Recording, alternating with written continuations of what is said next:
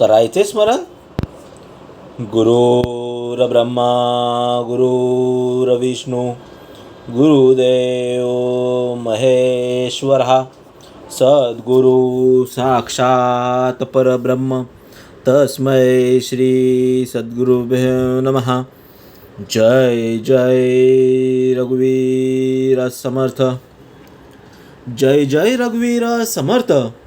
श्रीमद्दास बोध दशक 19वा. शिकवण नाम. समास 7वा. यत्न निरूपण नाम. श्रीराम समर्थ.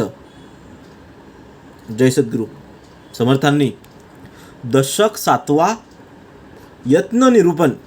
यत्न म्हणजे प्रयत्न हा समासाचा मुख्य विषय. प्रयत्न ती परमेश्वर. समोर सांगता यत्न म्हणजे प्रयत्न. या जीवनात जर यश ज्ञान परमार्थ आणि लोककल्याण जर साधायचा असेल तर त्याचा योग्य दिशेने प्रयत्न करणं आवश्यक आहे आणि हा समासाचा मुख्य उद्देश आहे. समोर सांगतात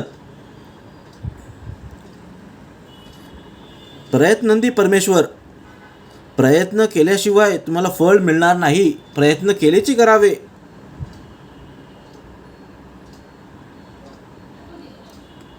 प्रयत्न केल्यावरतीच तुम्हाला फल मिळणार आहे. पुढे समोर सांगतात कथेचे घमंड भरून घ्यावे आणि निरूपण विवरावे. ऊने पडवच नेदावे कोणी एक विषयी. म्हणजे कथेचे घमंड भरून घ्यावे म्हणजे कथा किंवा निरूपण आपण करताना केवळ मोठेपणाचा आव आणू नये. समोर सांगतात विषय व्यवस्थित समजून घ्यायचा आहे, समजून सांगायचं आहे आणि कोणत्याही विषयात अपूर्णता राहू देऊ नये, अस्पष्टता असू नये.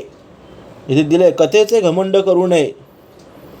जर तुम्हाला निरूपण करायचं असेल, जर तुम्हाला सांगायचं असेल तर तुमच्याकडे घमंड नसला पाहिजे. ते निरूपण तुमच्या विवरणामध्ये असलं पाहिजे. वक्त्याने बोलताना अहंकार न ठेवता विषयाचे पूर्ण ज्ञान असावं. फक्त मोठमोठ्या बाता करून किंवा शब्दांनी बोलून उपयोगाचं नाही आहे.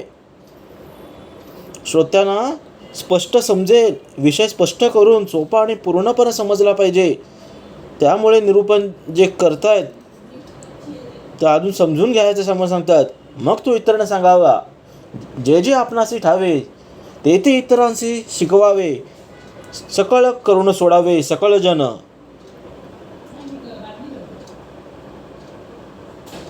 ज्ञानी आपल्याला सोडायचं आहे. माणसांना ज्ञानी बनवायचं आहे. पण त्यासाठी आपल्याला माहिती असणं आवश्यक आहे. भेजन खाले पडिला तो भेजणारी जाणीतला. नेनता लोक उगीच राहिला टकमका पाहता. समजतात भेजणार खाली पडिला. वक्त्याच्या बोलण्यात काही जर चूक झाली उणीव राहिली तर जाणकार श्रोता लगेच ती लक्षात घेतं. ते त्यांना लक्षात येतं. ज्यांना माहीत नाही आहे ते मात्र काही न समजता पाहत राहतात. म्हणून एखाद्या विषयाचा अर्धवट ज्ञान जर आपण घेऊन जर आपण सांगत असू तर वक्ता जाणकार माणसासमोर लगेच उघडा पडतो. म्हणून वक्त्याने समोर सांगतात वक्त्याने तयारीशिवाय बोलूच नये. बोलायच्या अगोदर विचार करून बोलायचं आहे. श्रोत्यांना जर प्रभावित करायचं असेल त्या करण्यापेक्षा सत्य योग्य आणि नीतीपूर्ण अभ्यास हे महत्त्वाचं आहे. उत्तर विलंबी पडिले श्रोतयांचं कळव आले. म्हणजे महत्त्व उडाले वक्तयाचे. उत्तर विलंबी पडिले म्हणजे जर वक्त्याला कोणता प्रश्न विचारला आणि जर उत्तर देताना जर त्यांना टाईम लागला खूप वेळ लागला तर श्रोत्यांना त्यांचं अज्ञान लक्षात येतं आणि मग वक्त्याचं महत्त्व कमी होतं. समोर सांगतात वक्त्यानं विषयाचा अभ्यास जर केलेला नसेल तर त्याला योग्य प्रकारचं योग्य प्रश्नाचं उत्तर देता आलं पाहिजे. आणि प्रत्येक प्रश्नाचं उत्तर लगेचच देता आलं पाहिजे असं नाही. परंतु माहिती नसताना खोटं उत्तर देता कामा नये. आणि खोटं उत्तर देण्यापेक्षा याचा विचार करून सांगतो असं जर स्पष्ट सांगितलं तर ते अधिक योग्य राहील. तर माहिती असेल तर ठीक आहे, नसेल माहिती तर सांगायचं आहे की मला माहिती नाही आहे, मी विचार करून सांगेन. पण खोटं बोलू नका. थोडे बोलीची समाधान करणे, रागे चोन तरी मन धरणे, मनुष्य वेदीन लावणे.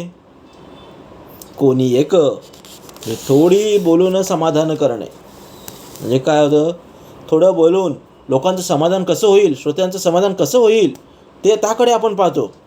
आणि जर कोणी रागावलं तर त्यांचं मन समजून घेऊन आपल्या बोलण्यानं त्यांचं मन योग्य दिशेनं वळवायचं आहे. समर्थ सांगतात, चांगला वक्ता म्हणजे भरपूर बोलणारा नव्हे, तर थोडक्यात बोलून प्रभावीपणे सांगणारा तो खरा वक्ता आहे. श्रोत्यांचा मनाचा विचार करून बोलून त्यांना समजावून सांगून तो खरा व्यक्ती आहे. आणि एखादा माणूस जर नाराज झाला तर त्याच्यावर राग न करता त्याला प्रेमानं, आपुलकीनं, समजूतदारपणानं सांगितला आणि योग्य मार्ग दाखवला तर तो खरा व्यक्ती आहे. सोसवेना चिंचिन केली, तेथे तामस वृत्ती दिसून आली, आवडी आडवी उडाली श्रोतयांची. बघा समाजांचं काय होतं, सोसवेना चिंचिन केली. एखाद्या जर गोष्टीचा आपल्याला कंटाळा आला तर आपण चिडचिड करतो. जर ती सफल होत नसेल, प्रयत्न जर सफल होत नसेल तर आपण चिडचिड करतो. आणि जी चांगली गोष्ट असते म्हणजे ज्याची आपल्याला लालसा असते तीच गोष्ट आपल्याला त्रास देते. आणि सांगतात तेथे तामस वृत्ती दिसून आली. हे तमगुणाची लक्षणं आहेत. जर एकदा तुमचं चिडचिड झालं हे सर्व तामसी गुण उत्पन्न होतात. आणि श्रोत्यांच्या विषयातील आवड हे नंतर हळूहळू निघून जाते. म्हणजे निरूपण ऐकताना श्रोत्यांचं लक्ष टिकवणं महत्त्वाचं आहे. आणि खूप लांबवलेलं, कंटाळवाणं किंवा पुन्हा पुन्हा तेच रिपीट करून जर तुम्ही बोललात तर ते श्रोत्यांना आवडत नाही आहे. समोर सांगतात, म्हणून वक्त्यांनी वेळ काढून वेळ प्रसंग श्रोत्यांची मानसिकता ओळखून बोलायचं आहे. दिलंय, सोसवेना चिंचन केली, तेथे तामस वृत्ती दिसून आली, आवडी आडवी उडाली श्रोतयांची. कोण कोण राजी राखिले, कोण मनी भंगिले, क्षमापणा परिशिले पाहिजे लोक. म्हणजे आपल्या बोलण्यामुळे जर कोणी आनंद होत असेल, झालं असेल, किंवा कोणाच्या मनाला दुःख झालं असेल तर कोणाला क्षमा करण्याची गरज आहे याचा विचार करायचा आपल्याला. आपण जेव्हा बोलतो तेव्हा आपल्या शब्दांचा इतरांच्या मनावर काय परिणाम होईल हे समजून घेता आलं पाहिजे. म्हणून वक्त्याने आत्मपरीक्षण करायचं, स्वतःचं आत्मपरीक्षण केलं पाहिजे. दुसऱ्याच्या अंतरी लागेल धक्का, ऐसी वर्तणूक करू नका. समोर सांगतात, दुसऱ्यांच्या अंतःकरणाला धक्का लागेल अशी वर्तणूक करू नये. म्हणून आपल्याला आत्मपरीक्षण करणं महत्त्वाचं आहे. आपल्या बोलण्याने कोणाचं मन जर दुखावत असेल तर तो अहंकार न ठेवता क्षमा मागणं हे उत्कृष्ट राहील, उत्तम राहील. आणि माणसं जोडणं हे खरं बोलण्याचं यश आहे.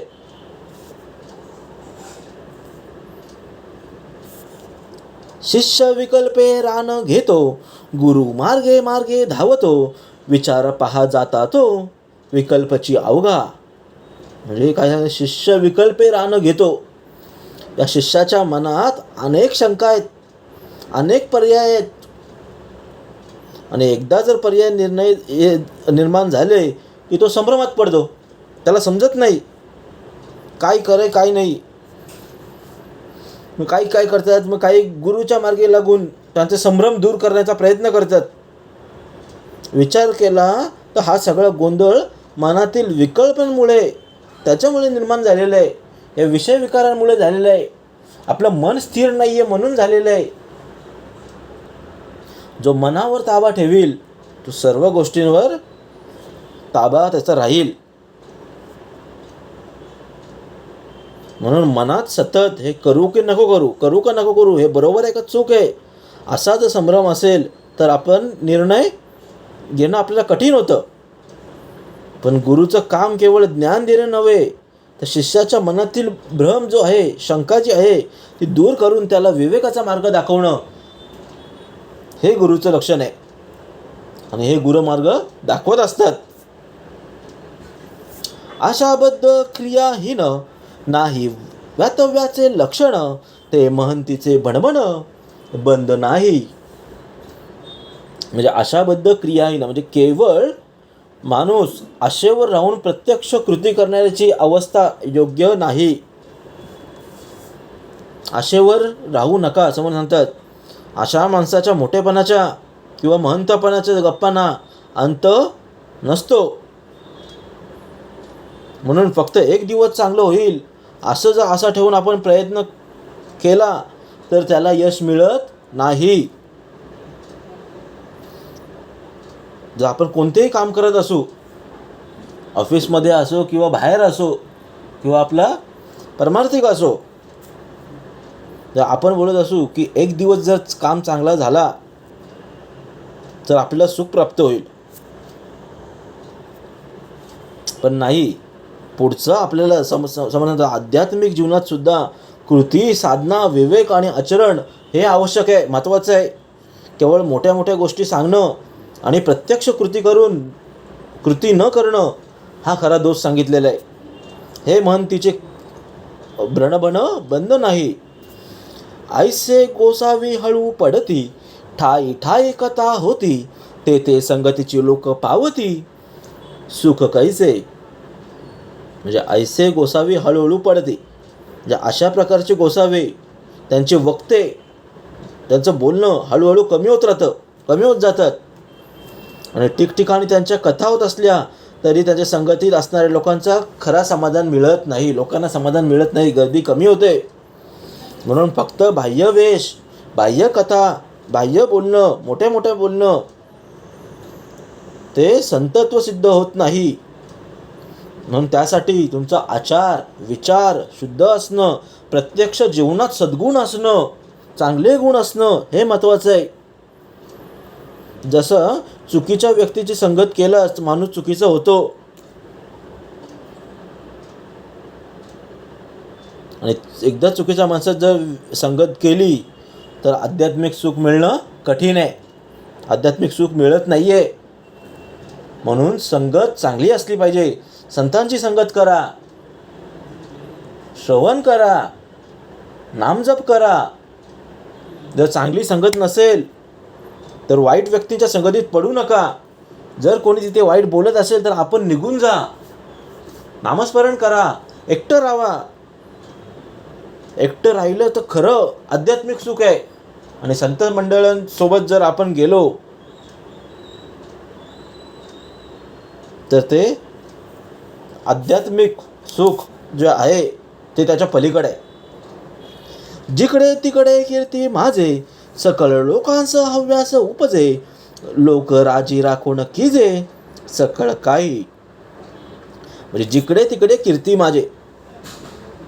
आपल्याला वाटतं की माझी लोक वाहवा करायला पाहिजे, लोकांनी मला चांगलं म्हटलं पाहिजे, सर्वत्र आपली कीर्ती प्रगट झाली पाहिजे, असं इच्छा होते, अशी निर्माण होते. आणि हे सर्व लोकांनी आपल्यावर खुश राहावं असं वाटतं. इथे दिलंय, जिकडे तिकडे कीर्ती माझी, सकळ लोकांचा हव्यास उपजे, लोक राजी न राखो की जे सकळ काही. समोर सांगतात करणारा तोच आहे, भगवंत आहे, आपण मात्र निमित्त आहेत. त्याचं क्रेडिट सर्व भगवंताला आहे. पण ही जी इच्छा आहे ती मनुष्याला आहे की माझं नाव फेमस झालं पाहिजे, माझी कीर्ती चार चौघांमध्ये, या गावामध्ये, या शहरामध्ये वाढली पाहिजे, लोकांनी आपली प्रशंसा केली पाहिजे.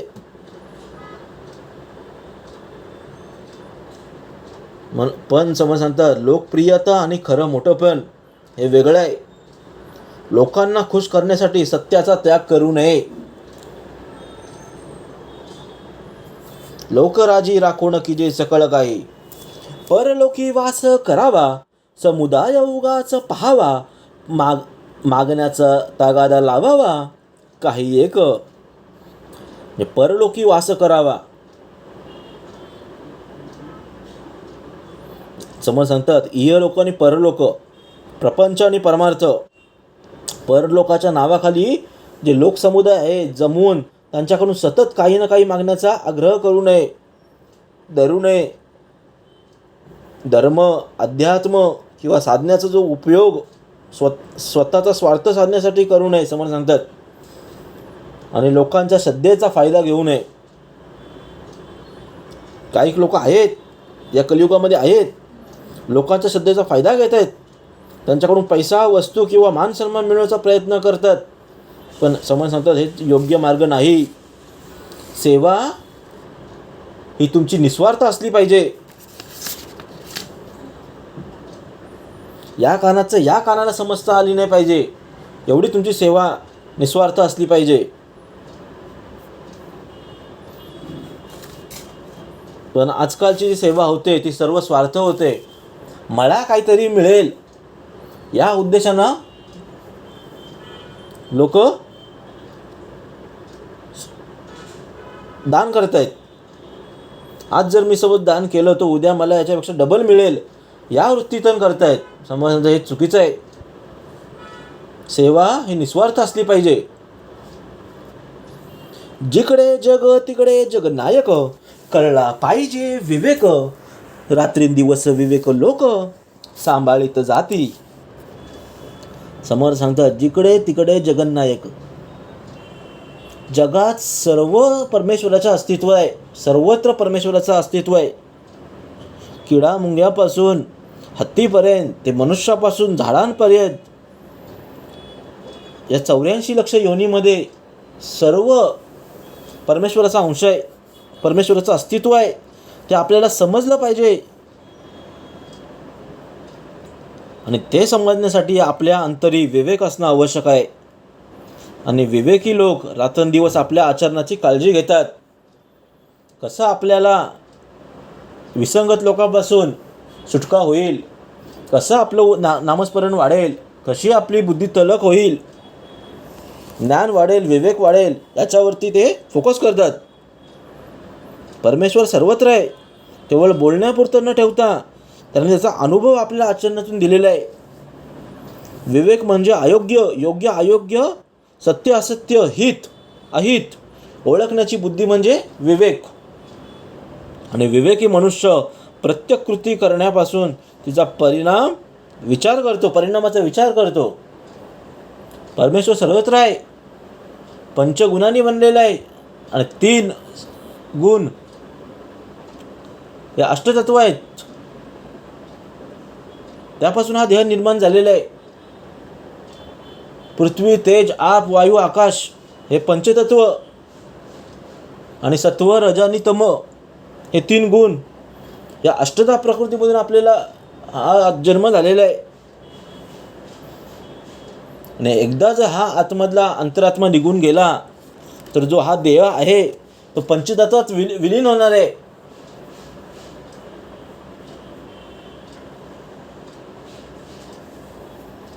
जो जो लोकदृष्टीसह पडिला तो नष्ट ऐसा कळला, अवघ्याची नष्ट एकला भला, काशावकनी. म्हणजे जगातील प्रत्येक मनुष्य नाशवंत आहे, कोणीही इथे टिकणार नाही आहे. ही कलियुग आहे, हे मृत्यूलोक आहे, हे समजून घ्यायचं आहे. एक ना एक आलेला दिवस आपल्याला जायचं आहे. हे सर्व जे आपण कष्ट करतोय हे नष्ट होणार आहे. आपण 1 रुपया सुद्धा घेऊन जाणार नाहीये. सॉरी. म्हणून एकटे आणि योग्य मार्गाने राहून सर्वात चांगलं. समज सांगतात या ओवीत आपल्याला नश्वरतेची जाणीव करून दिलेली आहे. पैसा, मान, प्रतिष्ठा, परिवार, शरीर, सत्ता, प्रसिद्धी, तुमची फॅमिली, मित्रपरिवार हे सर्व गोष्टी कायमच्या नाही आहेत. हे सर्व इथेच राहणार आहेत. पण आपल्याला अहंकार कसला? या प्रपंचाचा, या पैशाचा, या मानाचा, प्रतिष्ठाचा, शरीराचा, सत्ता प्रसिद्धीचा, तर हे सर्व इथेच राहणार आहे. हे काही कायमच्या गोष्टी नाही आहेत. म्हणून आपल्या कर्माचा परिणाम भोगावा लागतो समर्थ म्हणतात. आणि लोकांच्या कौतुकापेक्षा विवेक, सदाचार आणि साधना आणि आत्मज्ञान यांना महत्त्व देणं आवश्यक आहे. म्हणून समर्थ म्हणतात, वक्तृत्व, श्रोत्यांची मनोवृत्ती, गुरुशिष्य संबंध, विवेक, कीर्तीची इच्छा आणि आध्यात्मिक आचरण हे खरं आहे. तस्मात लौकिकी वर्तता नये, त्यांस महंती कामा नये, परत्र साधनाचा उपाय श्रवण करुणी असावे. म्हणजे ज्याला व्यवहारातील योग्य रीतीने वागता येत नाही त्याला महंत पण शोभत नाही. त्यामुळं काय होतं, परमार्थाचं साधन आणि योग्य मार्ग श्रवण करून समजून घ्यायचं आहे, विवेकाने वागायचं आहे. म्हणजे आध्यात्मिक ज्ञान जर घेतलं म्हणजे माणूस श्रेष्ठ होत नाही. आधी त्याला त्या समाजात योग्य प्रकारे वागता आलं पाहिजे. जे काही आध्यात्मिक ज्ञान घेतलंय त्या ज्ञानानुसार त्याचं विवरण झालं पाहिजे. त्याच्यामध्ये नम्रता, शिस्त, व्यवहार ज्ञान, चांगलं आचरण हे आवश्यक आहे.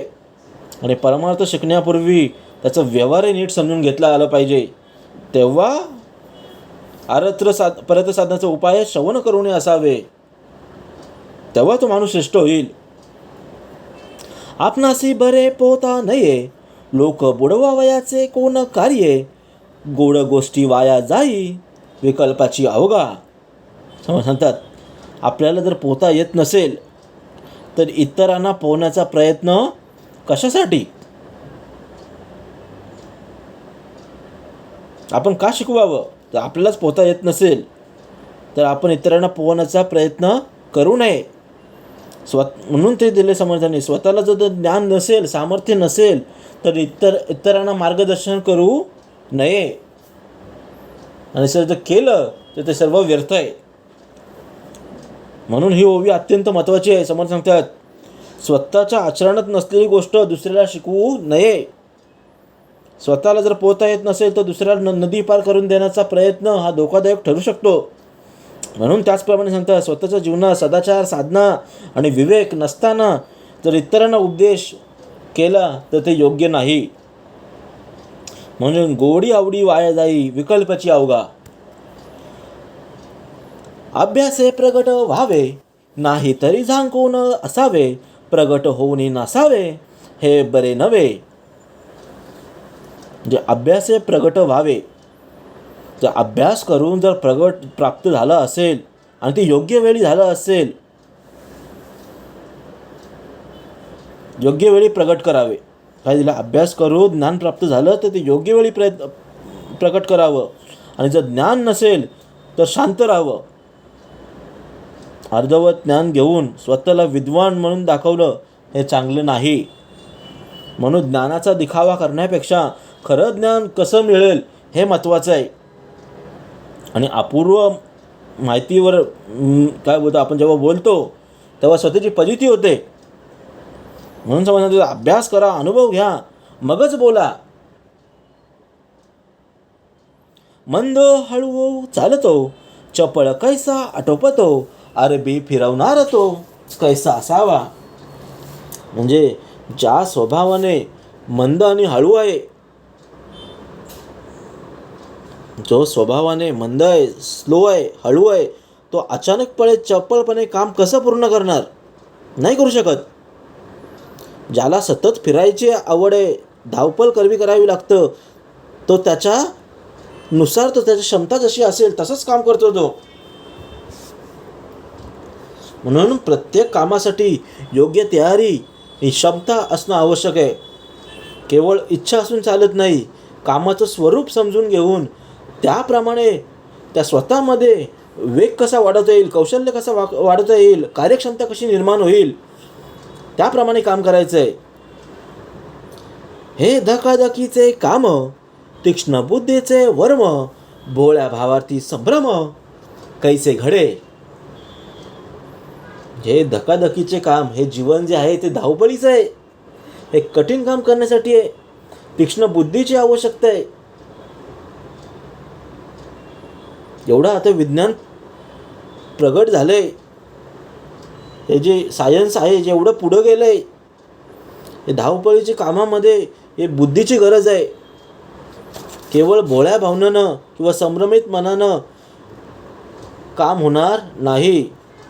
म्हणून चांगल्या भावनाबरोबर विवेक आणि बुद्धी देखील आवश्यक आहे. फक्त श्रद्धा असून पुरेसं नाही आहे.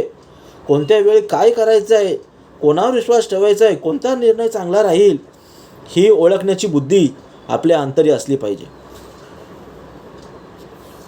सेत केले परी वाहेना, जवार केले परी फिरेना, जन मिळवरे परी धरेना, अंतर्यामी. म्हणजे सेत केले परी वाहेना, जर तुम्ही शेती लावली पण ती वाहून जात असेल, म्हणजे तुम्ही तो बंधारा बांधला नसेल, जो कट्टा असतो, बांध असतो, जर तुम्ही तो केला पण पाणी वाहून नेऊ शकलं नाही, त्याचा व्यवस्था केली, ती चालणार नाही.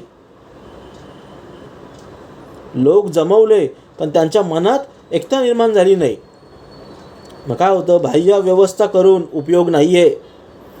जर तिच्या मागे योग्य नियोजन, योग्य सामर्थ्य नसेल तर लोकांना एकत्र आणणं सोपं आहे. पण त्यांच्या मनात विश्वास, प्रेम आणि एकजूट निर्माण करणं अधिक महत्त्वाचं आहे. म्हणून समर्थ सांगतात, ते बंधाऱ्याचं उदाहरण दिलं आहे. जर तुम्ही बांध बांधताय शेतीवरती, शेतीच्या बाहेर तुम्ही तो बांध बांधताय, पण ती शेती जर कशी वाहून जाते, कारण त्या बंधाऱ्यामध्ये तुमचं सिमेंट, रेती, वाळू जी काही आहे त्याचं योग्य प्रमाण असलं पाहिजे, त्याची एकजूट निर्माण करता आली पाहिजे, तेव्हा तो कणखर उभा राहील.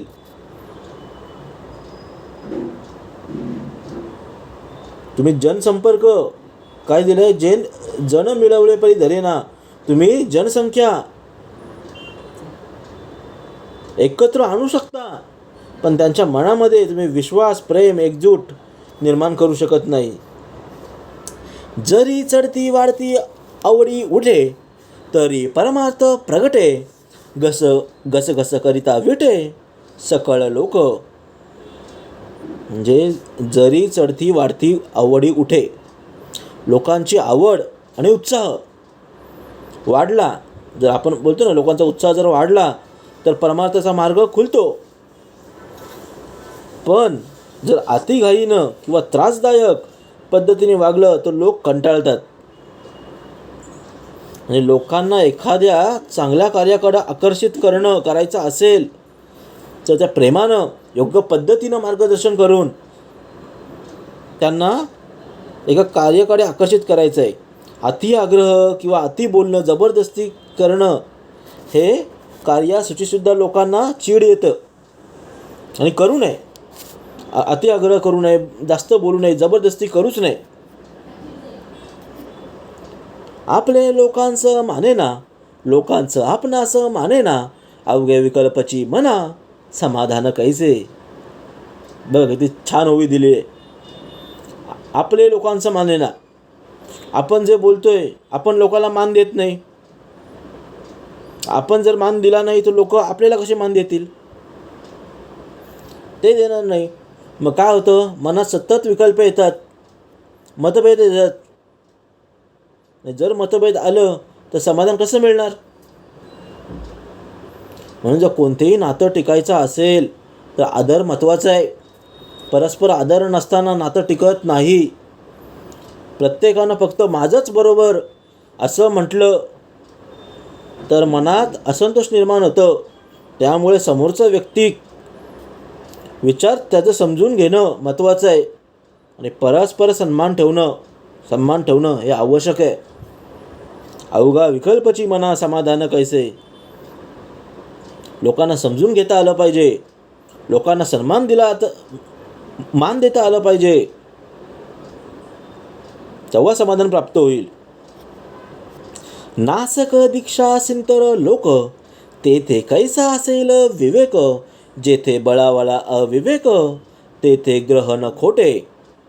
म्हणजे नासक दीक्षा सिंतरे लोक, म्हणजे जिथे चुकीच्या पद्धतीने दीक्षा देणारे लोक आहेत किंवा घेणारे आहेत, तेथे विवेक कुठून येणार? आणि जेथे अविवेक वाढतो तिथे चुकीच्या गोष्टी स्वीकारल्या जातात. धर्म किंवा अध्यात्माच्या नावाखाली कोणतीही गोष्ट जर अंधलेपणाने स्वीकारूच नये. ते आपल्याला विवेकाने तपसून घेणं महत्त्वाचं आहे, समजून घेणं, अनुभवातून योग्य स्वीकारायचं आहे. म्हणून समज सांगतात, अंधश्रद्धेपेक्षा विवेक महत्त्वाचा आहे. बहुत दिवस श्रम केला, शेवटी अवघाची व्यर्थ गेला. आपणास ठकना गळला, कोणे करावा. म्हणजे खूप दिवस जर आपण मेहनत केली, श्रम केलं, परिश्रम केलं आणि ते शेवटी प्रयत्न फेल झाला, काय होतं? आपल्याला वाटतं काय की स्वतःची आपण फसवणूक करून घेतली. त्याला जबाबदार कोण? मेहनत करणं पुरेसं नाही आहे समोर सांगतात, पण योग्य दिशेनं मेहनत करायचं आहे हे महत्त्वाचं आहे. आपण कोणत्या दिशेने जाणार आहेत, चुकीचा मार्ग कोणता आणि खरा मार्ग कोणता हे आपल्याला ओळखता आलं पाहिजे. आणि किती श्रम केलं तरी अपेक्षित परिणाम मिळणार नाही. म्हणून जर वेळोवेळी आत्मपरीक्षण करून आपला मार्ग योग्य आहे की नाही हे तपासून घ्यायचं आहे, पाहायचं आहे.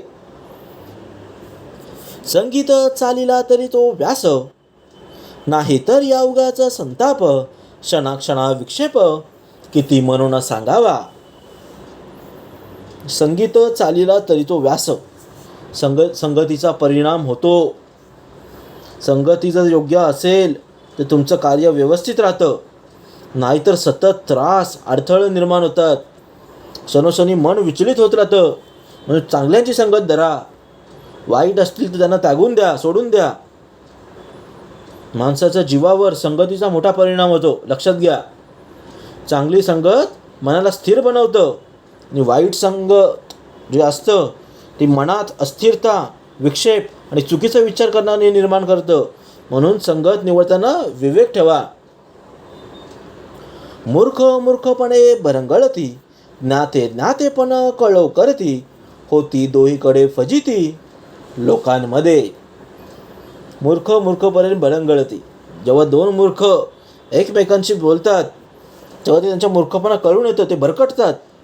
ते ज्ञानी लोक आपल्याला ज्ञानाचा अहंकार वाद घालतात, पण त्यामुळे दोन्ही बाजूंची लोकांमध्ये फजिती होते. अज्ञान वाईट आहे समज म्हणतात, पण ज्ञानाचा अहंकार सुद्धा तितकाच धोकादायक आहे. अहंकार कोणत्या गोष्टीचा असूच नाही. तो पैसा असो, ज्ञान असो, काहीही असो. जिथे अहंकार आला तर तिथे धोका आहे. व्यक्तीने नम्र असलं पाहिजे. आपलं ज्ञान सिद्ध करण्यासाठी सतत वाद घालण्यापेक्षा शांतपणे सत्य समजून विवेकाने उभं राहता आलं पाहिजे. नाहीतर दोहीकडे होते फजिती लोकांमध्ये तुमची फजिती होण्याशिवाय राहणार नाही, ती होईलच. कारभार आटोपेना करवेना आणि उगेच राहेना, या कारणे सकळ जना कार्य म्हणावे. म्हणून काम पूर्ण करता येत नाही आणि ते सोडून शांतही बसता येत नाही. अशा व्यक्तीबद्दल लोकांनी काय म्हणायचं? एकदा जर आपण काम हाती घेतलं आणि पूर्ण करण्याची जबाबदारी स्वीकारली पाहिजे. निश्चयाचा अभाव, आळस आणि अस्थिरता यामुळे कामं अर्धवट राहतात. त्यामुळे स्वतःचं क्षमता ओळखून काम स्वीकारायचं आहे आणि घेतलेलं काम पूर्ण करायचं आहे, कंप्लीट करायचं आहे. दुसरी लोक जर करू शकत असतील तर आपण का नाही करू शकत? सर्व करू शकतो. आपल्याला जबाबदारी स्वीकारता आली पाहिजे. म्हणून निश्चयाचा अभाव, आळस आणि अस्थिरता यामुळे सर्व अर्धवट राहतं. नासक उपादसी सोडावे, वय सार्थकी घालावे. परिश्रम कंठावे काहीतरी. ते दिलंय, नासक उपादसी सोडावे, वय सार्थकी घालावे. म्हणजे नाश करणाऱ्या या अनावश्यक गोष्टी आहेत, चिंता आहेत, हे सर्व उपाधी सोडायचे आहेत. आणि आपलं जे वय आहे, आयुष्य आहे, ते आपल्या सार्थकी लावायचं आहे. काहीतरी चांगलं करण्यासाठी परिश्रम घ्यायचा आहे. पण आयुष्य आपलं सार्थक लागेल कधी? परमार्थ प्राप्तीसाठी, सेवेसाठी, निस्वार्थ सेवेसाठी, दान पुण्यासाठी हे आपलं परिश्रम महत्त्वाचं आहे. मनुष्याचं आयुष्य मर्यादित आहे. कलियुगामध्ये आता ज्या घडीला आपण आहेत, पहिलं चरण चालू आहे. कलियुग हे 4,32,000 वर्षाचं आहे. आत्ता कुठेतरी 5,200 वर्ष कंप्लीट झालेली आहेत. अजून 4,27,000 वर्ष शिल्लक आहेत. माणसाचं वय आत्ताच्या घडीला 70 ते 80 वर्ष ठेवलेलं आहे आणि पुढे पुढे ते अजून कमी होणार आहे. मनुष्याचं आयुष्य मर्यादित आहे. त्यामुळे ते निरर्थक चिंता, अहंकार, भांडणं या व्यर्थ गोष्टीमध्ये न अडकता सत्कर्म कसं होईल, साधना कशी प्राप्त होईल, सेवा कशी करता येईल, समाजाला उपयोगी कसं करता येईल, आपलं कार्य कसं उपयोगी पडेल, यावरती आपल्याला भर देता आलं पाहिजे. आणि हे जर केलं तर तुमची भगवत प्राप्ती निश्चित आहे. परिश्रमण करीना दुसऱ्यांचे कायच सोसीना, तरी मग उदंड यातना विकल्पाची. समर्थ म्हणतात परिश्रम करीना. जर तो स्वतःच परिश्रम करत नसेल तर तो दुसऱ्यांचा काय विचार करेल? आणि दुसऱ्याने केलेले त्याला सहन होणार नाही. म्हणून मनात अनेक प्रकारचा त्रास होतो, विकल्प येतात, निर्माण तयार होतात. स्वतः जर आपण काही न करता इतरांकडून जर आपण अपेक्षा ठेवली तर हा मोठा दोष आहे. म्हणून मेहनत, सहनशीलता आणि समजूतदारपणा या 3 गोष्टी जीवनात असणं आवश्यक आहे. आणि स्वतः प्रयत्न करायचा आहे आणि दुसऱ्यांचा प्रयत्नांचा आदर करायचा आहे. आता हे आपणाची पासी, बरे विचारावे आपणासी, अनुकूळ पडेल तैसी वर्तणूक करावी.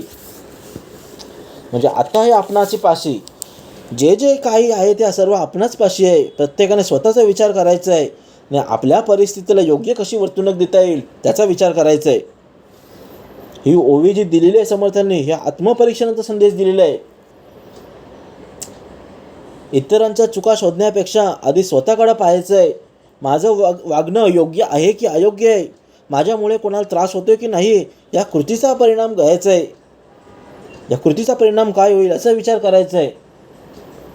पण आत्ता आपण आत्मपरीक्षण करत नाही आहेत. आपण दुसऱ्यांच्या चुका दाखवून देतो आणि आपल्या चुकांवर आपण पांघरून घालतो. असं झालेलं आहे. म्हणून दिलंय आता हे आपणाची पासी, जे जे काही तुमच्यापाशी आहे, बरे विचारावे आपणासी, अनुकूळ पडेल कैसी वर्तणूक करावी. म्हणून समर्थ सांगतात, समर्थ दासबोधातील हा गुरुशिष्यामधील संवाद जो आहे यत्न निरूपण, इथे हा पूर्ण झालेला आहे.